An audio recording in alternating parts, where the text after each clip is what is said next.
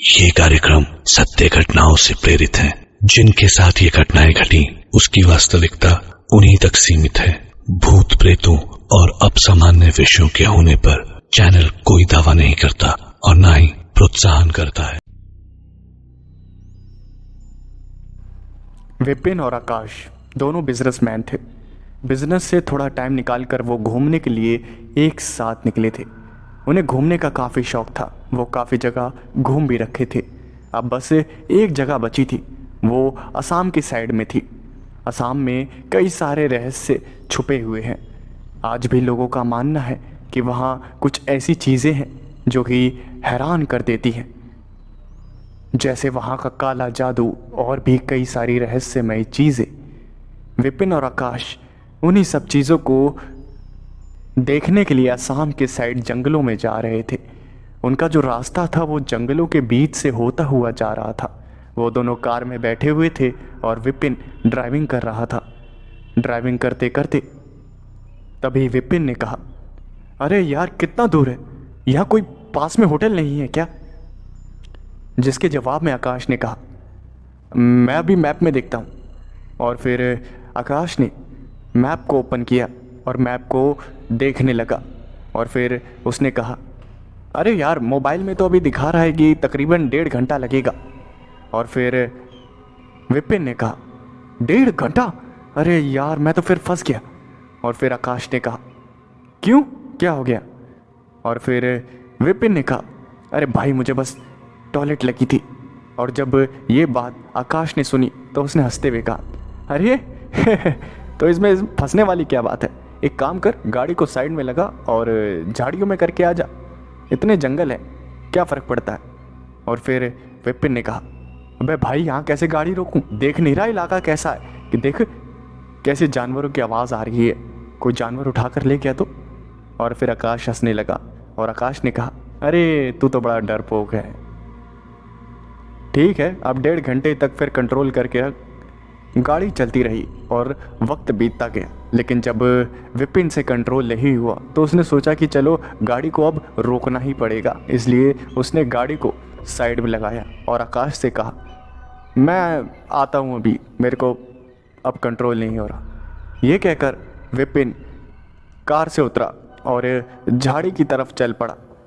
एक झाड़ी के कोने में जाकर वो खड़ा हो गया और अपना काम ख़त्म करने लगा।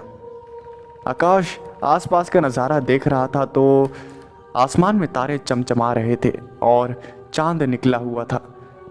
काफ़ी देखने में खूबसूरत नज़ारा था, लेकिन जो वहाँ के जंगल थे काफ़ी ज़्यादा घने थे, जो कि उस नज़ारे को थोड़ा बहुत डरावना बना दे रहे थे।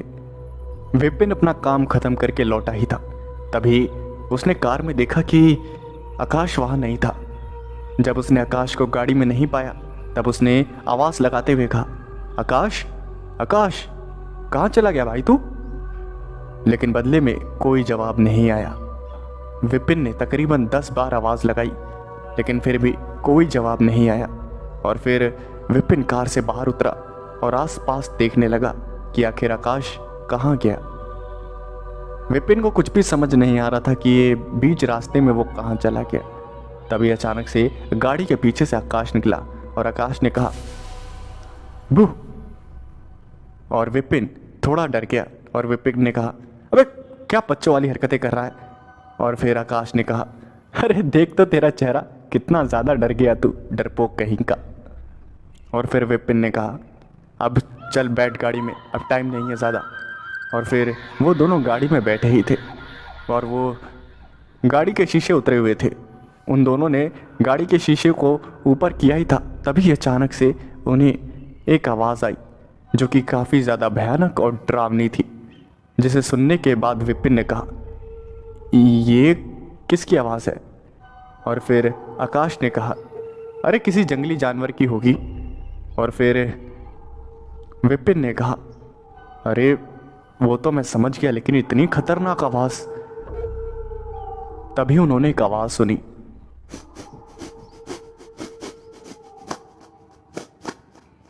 और विपिन ने कार का शीशा नीचे किया और बगल में देखा तो एक भेड़िया उनकी कार को सूंघ रहा था, जिसे देखकर विपिन ने कहा, अबे भेड़िया है इधर तो। और फिर आकाश ने कहा देखूं।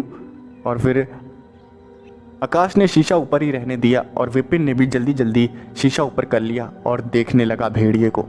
भेड़िया दिखने में काफ़ी ज़्यादा खूबसूरत था और वो दोनों उस भेड़िए को देख ही रहे थे।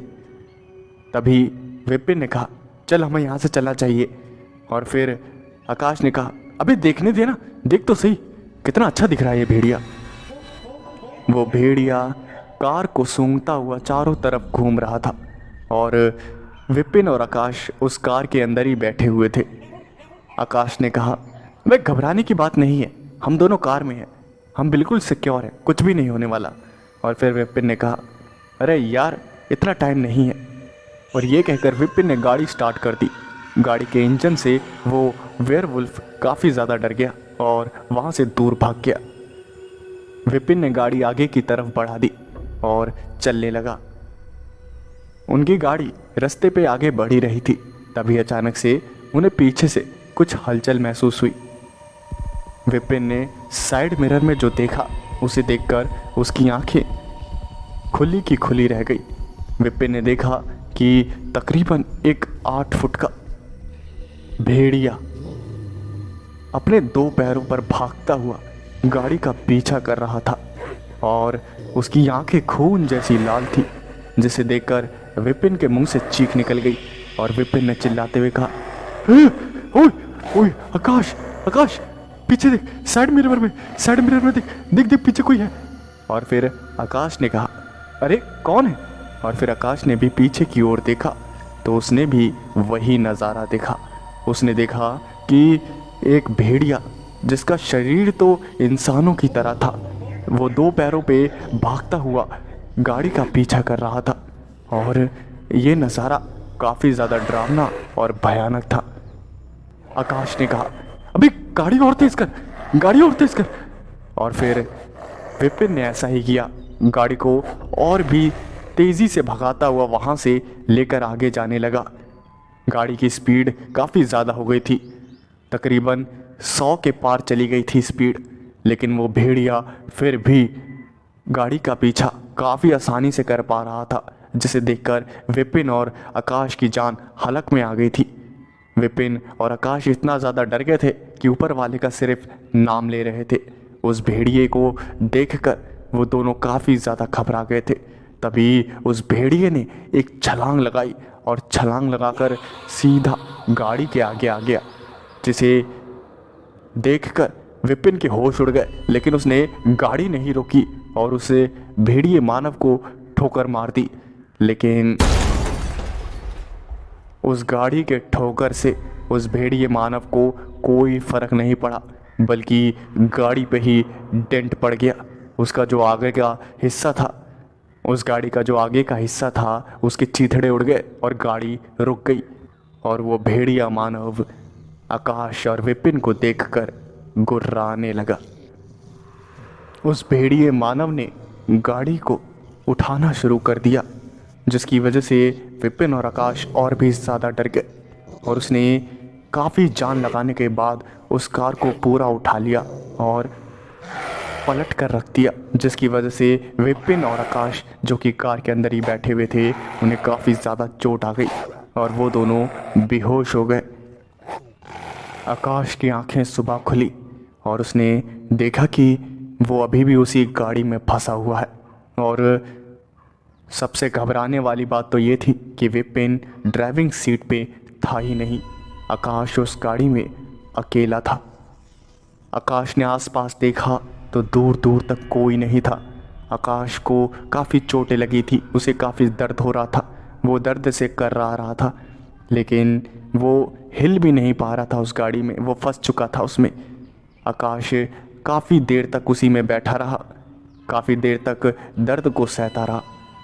तकरीबन 2 घंटे बाद वहाँ से एक कार गुज़र रही थी और उस कार को गुज़रता हुआ देख आकाश ने एक बार ज़ोर से चिल्लाया और चीख सुनकर वो गाड़ी का ड्राइवर रुक गया और उसने उस पलटी हुई गाड़ी को देखा और उस गाड़ी में आकाश भी था। उस ड्राइवर ने जैसे तैसे करके आकाश को बाहर निकाला और अपने साथ बैठाकर उसे हॉस्पिटल में लेकर पहुंचा। आकाश का इलाज काफ़ी लंबे समय तक चला। 2 दिन तक उसे होश नहीं आया और ठीक 48 घंटे बाद जब उसे होश आया और उसने खुद को हॉस्पिटल में पाया तो उसने चैन की सांस ली और उसने वहाँ के डॉक्टर से पूछा, डॉक्टर डॉक्टर मेरा दोस्त विपिन कहाँ है? जिसके जवाब में डॉक्टर ने कहा, आप कैसी बातें कर रहे हैं? आपको जो यहाँ पर लेकर आया है ये बात तो उन्हें पता होगी ना। और फिर आकाश ने कहा, कौन लेकर आया है मुझे? और फिर बाहर से एक आदमी आया जिसने कहा, जी मैं लेकर आया हूँ। और फिर आकाश ने कहा, मेरा दोस्त भी तो था मेरे साथ, मेरा दोस्त कहाँ है? जिसके जवाब में उस आदमी ने कहा, अरे भाई मुझे तुम सिर्फ गाड़ी में फंसे हुए मिले, तुम्हारे अलावा गाड़ी में कोई भी नहीं था। और फिर आकाश ने कहा, अरे मेरा दोस्त भी मेरे साथ था, ऐसा कैसे हो सकता है? जिसके जवाब में उस आदमी ने कहा, अरे तुम्हारा दोस्त भी था? आप चिंता मत करो, मैं पुलिस में कॉल कर दिया है मैंने पहले ही, मैं ये बात उनको बता देता हूँ, वो लोकेशन पे जाके आपके दोस्त को ढूंढ लेंगे। और फिर आकाश ने कहा, अरे कहीं मेरे दोस्त को वो भेड़िया मानव तो नहीं ले गया? जिसके जवाब में उस आदमी और डॉक्टर ने कहा, क्या भेड़िया मानव? कैसी बातें कर रहे हैं आप? और फिर आकाश ने कहा, मैं और मेरा दोस्त छुट्टियां मनाने के लिए यहाँ आए थे और हम कार ड्राइव कर रहे थे, हमने एक जगह गाड़ी रोकी थी और फिर जब हम आगे बढ़े तो हमने देखा कि एक भेड़िया मानव हमारा पीछा कर रहा था और उसने अचानक से छलांग लगाई, हमारी गाड़ी के सामने आ गया और हमारी गाड़ी उसी से ठुक गई। हमारी गाड़ी को उसने पलट दिया और हम फंसे हुए थे उसी में, मेरा दोस्त भी वहीं था। और फिर उस आदमी ने और डॉक्टर ने कहा, आप चिंता मत करिए, पुलिस आपके दोस्त को ढूंढ लेगी। उन दोनों को ऐसा ही लग रहा था कि आकाश के सर में काफ़ी गहरी चोट लगी है जिसकी वजह से वो ऐसी बातें कर रहा है। कुछ ही देर बाद वहाँ पर पुलिस आई और पुलिस ने आकाश से पूछा, हाँ जी सर बताइए, आपका दोस्त दिखता कैसे था? और फिर आकाश ने कहा, आप उसकी सोशल मीडिया हैंडल चेक कर लो, उसमें उसकी फ़ोटोज़ है। लेकिन मेरा दोस्त ठीक तो होगा? उस भेड़िया मानव ने मेरे दोस्त को मार तो नहीं दिया होगा? और फिर पुलिस वालों ने कहा, अरे मुझे लगता है कि आपके सर में चोट लगी है, भेड़िया मानव जैसी कोई चीज़ नहीं होती सर। रही बात आपके दोस्त की तो आप चिंता मत करिए, हम उसे ढूंढ निकालेंगे। और फिर आकाश ने कहा, अरे कैसे चिंता ना करूं, मैंने उसे अपनी आंखों से देखा उस भेड़िया मानव को। और फिर पुलिस वाले ने कहा, अरे सर मैं समझ सकता हूं आपका दोस्त खोया है और आपका एक्सीडेंट भी हुआ है, आपको काफ़ी चोटें आई हैं, लेकिन भेड़िया मानव जैसी कोई चीज़ नहीं होती, हमारा यकीन करिए। और फिर आकाश ने कहा, अरे सर मैं अपनी आंखों देखी चीज़ को कैसे झुठला दूं? आप ही बताइए ना, अगर आप मेरी जगह होते तो क्या आप ऐसा बोलते?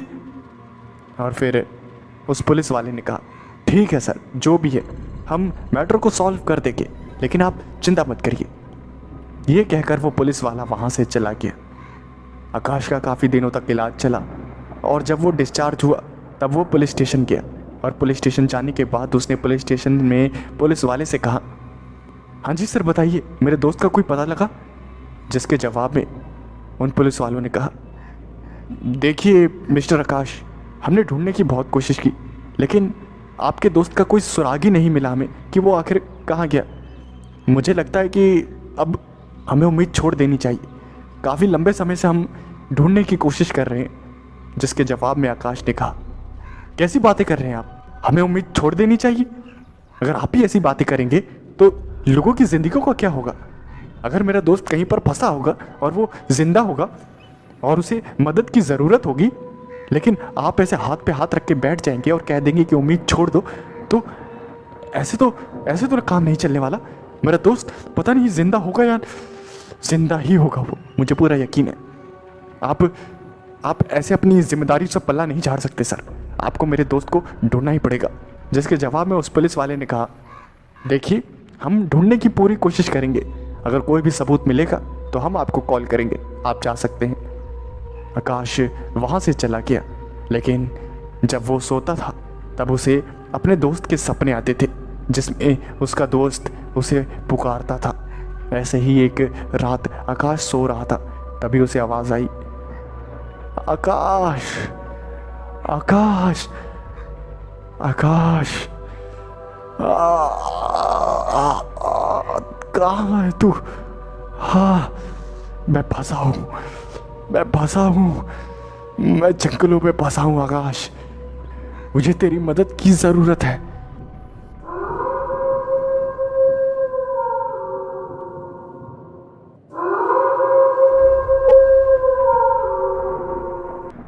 आकाश को रोज़ ऐसे सपने आने लगे और आकाश से फिर रहा नहीं गया। उसने ये तो बात जान ली थी कि पुलिस वाले कुछ नहीं कर पाएंगे, इसलिए उसने सोचा कि चलो खुद ही कुछ किया जाए। उसने अपने दिमाग को लगाना शुरू किया और अपने दोस्त का कैसे पता लगाया जाए, इस बारे में पता करने का एक ही रास्ता था, उस भेड़िए मानव को ढूंढना, क्योंकि वही था जो इस बात का जवाब दे सकता था। जब आकाश पूरी तरह से ठीक हो गया तब उसने एक प्लान बनाया। वो रात के वक्त अपनी कार लेकर पहुंचा उसी जंगल में, उसी रास्ते पे जहां गाड़ी को रोका गया था, और उसने कुछ गोश्त के टुकड़ों को रोड पे बिछा कर रख दिया और खुद गाड़ी में बैठ गया। और इस बार की गाड़ी अलग थी, और इस बार जिस कार में आकाश बैठ कर आया था वो एक प्रॉपर SUV थी, और वो काफ़ी ज़्यादा हैवी वेट थी। उसे नुकसान पहुंचा पाना किसी के बस की बात नहीं थी। आकाश उसी गाड़ी में बैठकर नज़र रख रहा था। गाड़ी के शीशे काले थे, जिसकी वजह से बाहर से कोई अंदर नहीं देख सकता था, और वो आकाश बाहर गोश्त के टुकड़े बिछाकर गाड़ी के अंदर घात लगाकर बैठा हुआ था। तभी उसने किसी के कदमों की आहट सुनी, और आहट सुनने के बाद वो सतर्क हो गया। तभी उसने देखा कि एक भेड़िया जंगल से बाहर निकला और गोश्त को सूंघने लगा, और सूंघने के बाद खाने लगा। देखते ही देखते वहाँ कई सारे भेड़िए आ गए, और भेड़ियों का पूरा झुंड वहाँ इकट्ठा हो गया, और वो गोश्त को खाने लगा। जो भेड़िए आए थे वो आम भेड़िए थे। आकाश को उस मानव भेड़िए की तलाश थी। आकाश को पता था कि वो भेड़िया मानव भी ज़रूर आएगा, और उसका जो अंदाज़ा था वो सही निकला। कुछ ही मिनटों में वहाँ भारी भारी कदमों की आवाज़ें आने लगी, और वो भेड़िया मानव भी एक जंगल के कोने से निकला, और उसने गोश्त को निहारा, और बाकी सारे भेड़िए साइड हो गए।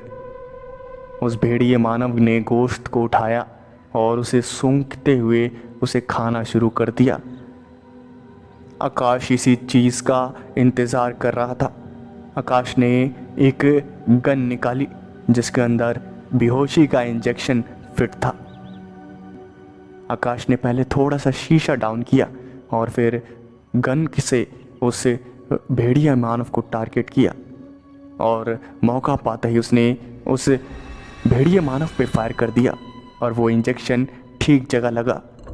उस भेड़िए मानव को जब वो इंजेक्शन लगा तब उसने कार की तरफ गुर्राते हुए देखा, और जब उसने कार की तरफ गुर्राते हुए देखा तो उसकी नज़र आकाश पे पड़ी, और वो भेड़िया मानव बौखलाता हुआ कार की तरफ बढ़ा और उसने कार पे हमला करना शुरू कर दिया।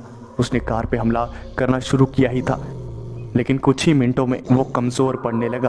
उसके वार कमज़ोर होने लगे और वो बेहोश हो गया, जिसे देखकर सारे भेड़िए घबरा गए। आकाश ने वहाँ एक बंदूक निकाली और फायर कर दिया, जिसकी वजह से वो सारे भेड़िए वहाँ से भाग गए। आकाश पूरी तैयारी के साथ आया था। आकाश ने अपनी उस गाड़ी में एक पिंजरा भी बनवा रखा था जो कि काफ़ी ज़्यादा मजबूत था।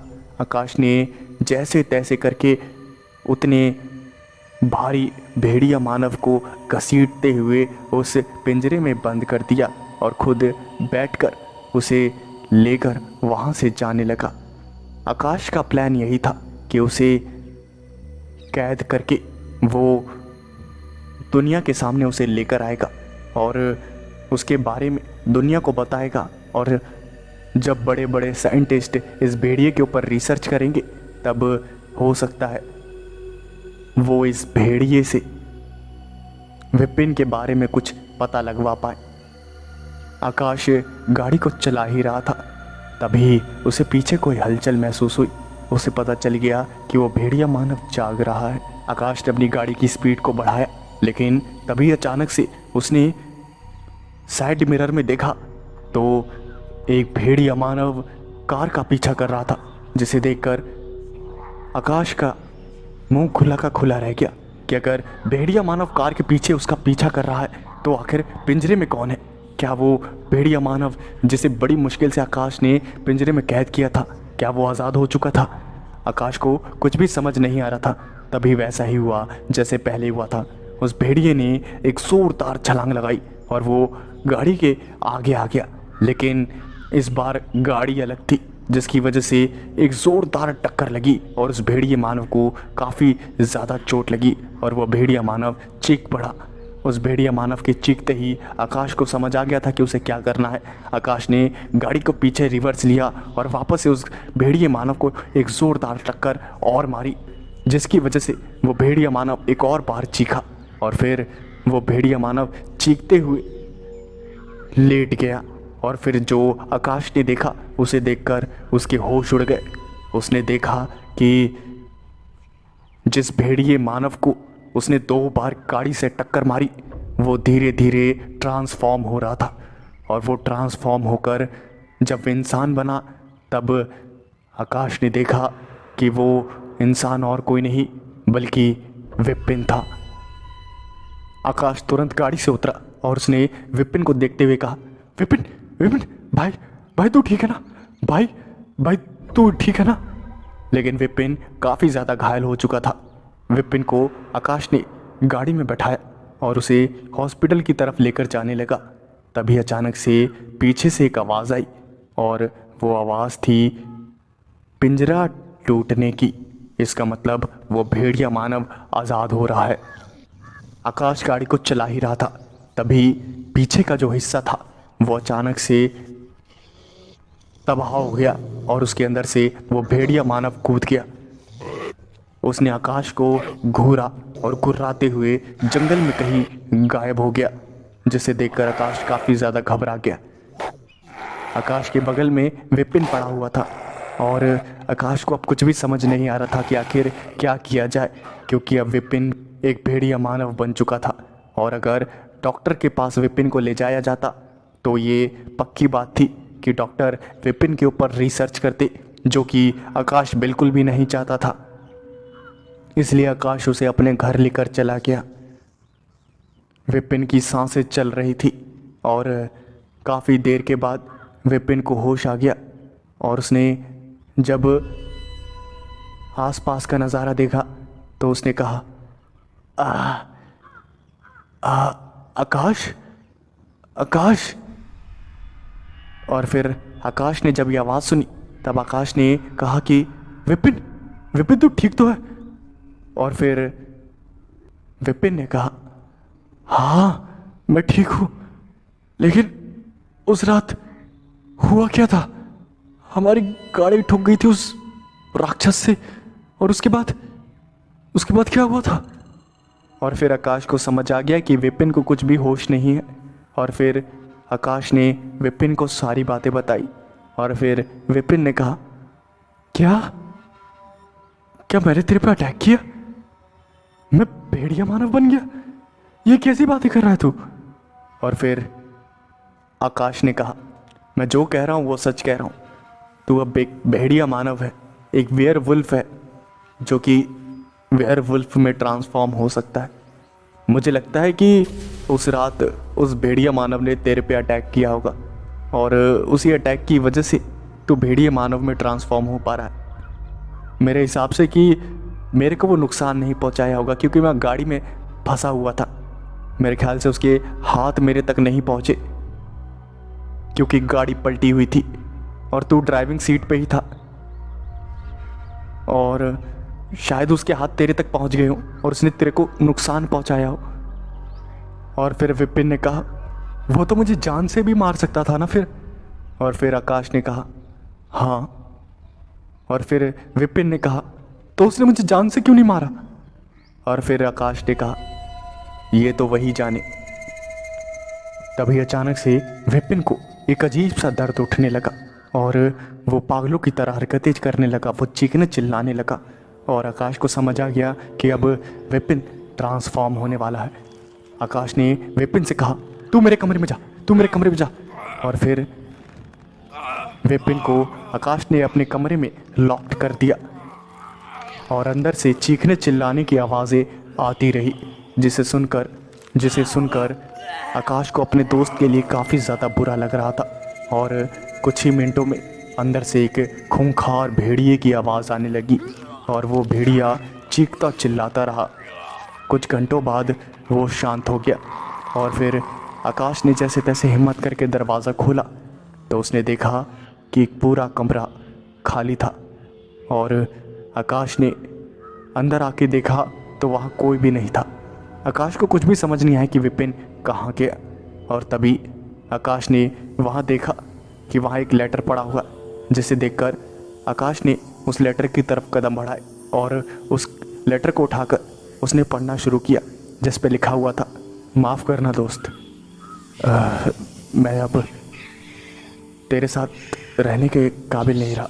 तेरे साथ ही नहीं बल्कि पूरे सोसाइटी के साथ ही रहने के काबिल नहीं रहा।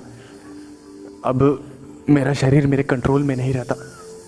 जब से मुझे मेरी हकीकत पता चली है कि मैं एक भेड़िए मानव में ट्रांसफॉर्म हो जाता हूँ, तो अब मुझे खुद से ज़्यादा डर लगने लगा है। और इससे ज़्यादा इस बात का डर लगने लगा है कहीं मैं किसी मासूम की जान ना ले लूँ। इसलिए मैं हमेशा के लिए जा रहा हूँ और अपनी ज़िंदगी अच्छे से जीना।